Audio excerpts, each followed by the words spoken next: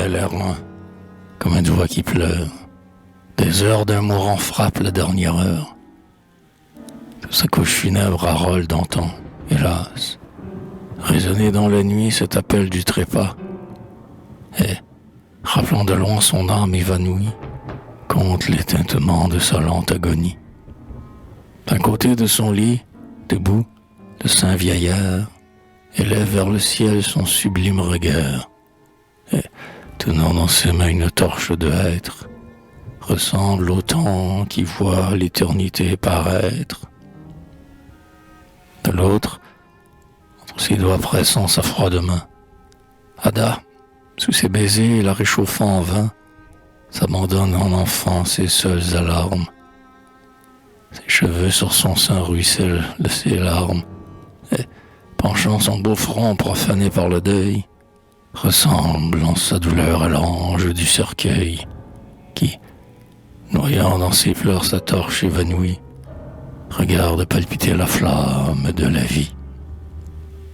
Ainsi mourait Harold, et son œil abattu ne voyait en s'ouvrant qu'innocence et vertu.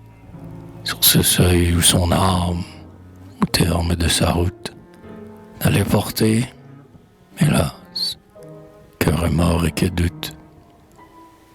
Mais déjà son regard ne voit plus ici-bas que ces songes sanglants précurseurs du trépas. Il écoute, il entend des bruits, des cris de guerre. Il croit compter les coups de son lointain tonnerre. Le canon gronde. Allons, mes armes, mon coursier, que ma main fasse encore étinceler l'acier, que mon dernier soupir achète des esclaves, que mon sang fume au moins sur la terre des braves. Il dit, et succombant à ce dernier effort, se soulève un moment, puis retombe et s'endort.